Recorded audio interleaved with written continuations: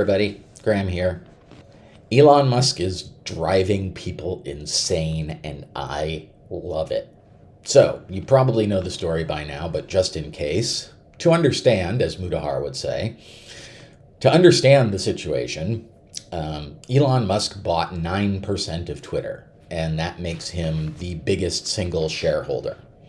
It does not mean he can determine the direction of the company, but it does mean he has a significant say in it. Now, this kind of scared the Twitter board, so they offered him a seat on the board. But that comes with a couple of restrictions. Number one being that he could not purchase more than 15% total, so he could only get another 6% if he wanted to. And the other thing is that he would be limited in what he could say on Twitter and about Twitter. I don't think a board member is allowed to disparage his own company publicly.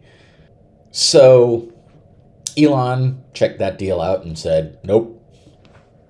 And now he's offering to buy 100%. And he's offering an above market price for it. So this puts Twitter, the company, in kind of an awkward position. Number one, as a publicly traded company, they have a fiduciary responsibility to maximize shareholder value.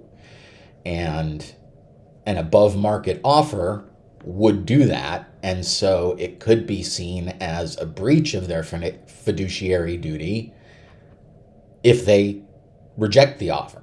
But if they do find a way to reject the offer, Elon just kind of says, well, and he's kind of signaled this already. He said, if he's not able to buy 100% of Twitter and, or he's not able to move Twitter in the direction that he wants to do it, then he's going to reconsider his position as a shareholder, meaning that he would think about selling his shares. And if he dropped his 9%, the stock price of Twitter would tank, which would reduce shareholder value. So Twitter is in a position of selling to Elon Musk and, having to balance out their censorship practices, or they would have to find a way to say no in a way that doesn't get them in trouble with the SEC and, suffer the loss in value that comes with that. And that's not going to make shareholders happy.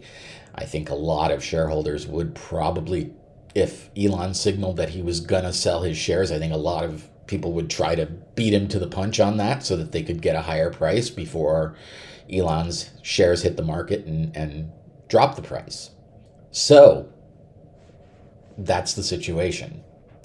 Now, I don't own Twitter stock. I don't really have a dog in this fight. I left Twitter a bunch of years ago because of the general idiocy of the place and because I was anxious at the start of the pandemic and Twitter was triggering my anxieties in a lot of ways. So I don't really have a dog in the fight on Twitter. I mean, ideologically, I'd like to see Musk succeed.